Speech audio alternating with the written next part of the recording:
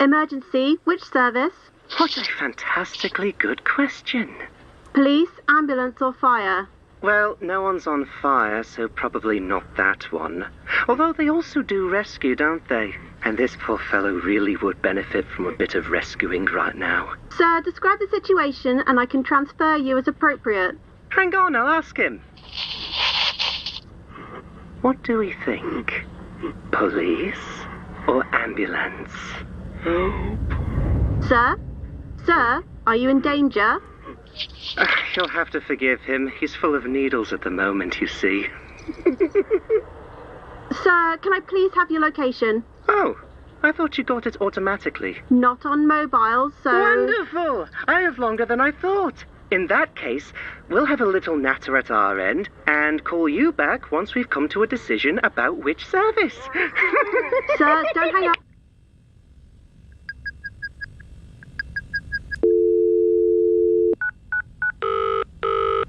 Emergency, which service? We've been discussing it, and we're going to go with police. Final answer. Transferring you now. Police, what's your emergency? Yes, hello, police. I've got a man here, and, well, let's just say he's been quite stabbed. Are you in any danger? Me? Gosh, no. No. Well, I suspect he thought I was at first, though. Oh, the way he postured and pulled out his little knife. Is the attacker still in the area? Oh, yes. Very much so.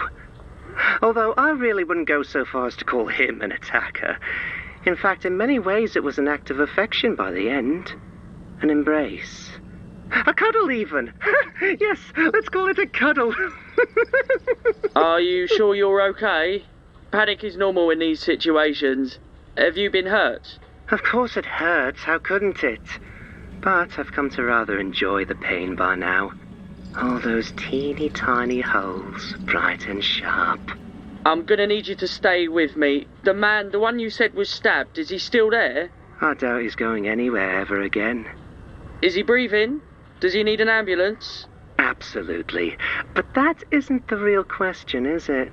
I could dispatch an ambulance, but I need your location. Do you know your address? Do you know where you are? I know exactly where I am. I grew up here, you know. It was a decent place back then. Nice people lived here, you understand.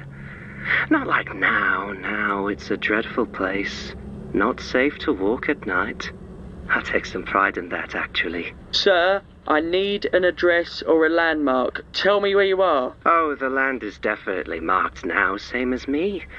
And it feels good. It satisfies in a way I never really thought anything would. It fills that hollow, lonely hole inside quite nicely. It's not sadism or masochism. I tried both of those already. I think it's the fear. The look in their eyes once they realize their mistake. And it just makes me want to hold them close. So I do. The injured man, did you stab him? Ah, well, that's a tricky one. Sort of. In many ways, he stabbed himself on me. By the time he saw the needles, we were already very close. Close enough to smell of sweat and cheap aftershave. In fact, he barely had time to be afraid before we embraced.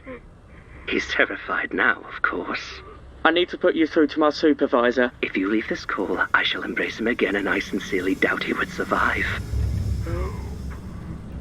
You know what? I'd like to change my answer. I did stab him, yes. I certainly repositioned myself to make sure he got some in his face, in the eyes.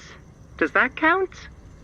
He keeps touching them like he's going to be able to pull all the metal out, but I told him it will only drive them deeper. It won't last too long, thankfully. He'll finish bleeding out any minute now. But in the meantime, that fear wafting off him as he lies there, half afraid of death and half afraid of living with what has happened to him. It's quite delightful. And it drowns out the aftershave nicely. Give me your address and remain where you are. Do I frighten you, Mr. Operator? Is that why you called? To try and scare whoever picked up? Call it dessert, but you're not afraid, are you? unsettled, off balance, but nothing more. Why is that? Guess I'm just not scared of needles. Not scared? This isn't some poxy blood test, some little pinprick. This is hundreds, thousands of razor-sharp points pushing into your flesh. We're talking about the embrace of an Iron Maiden, an excruciating agony formed from 1,000 tiny hurts. Sir, you're clearly not well, and I believe you've hurt someone who may have tried to mug you, so if you give me your location, I can send someone over to help.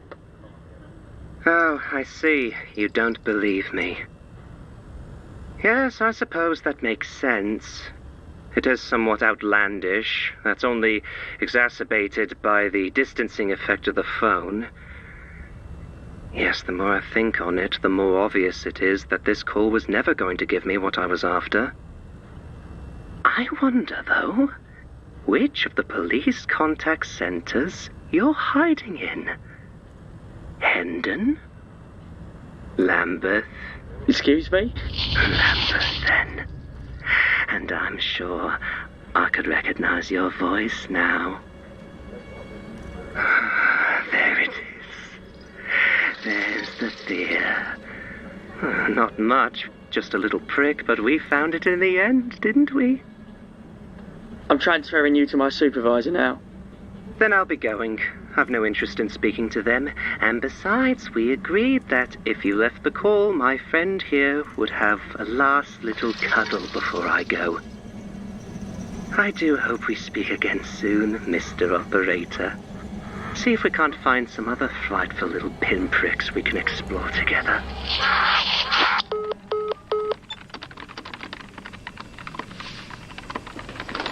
Huh?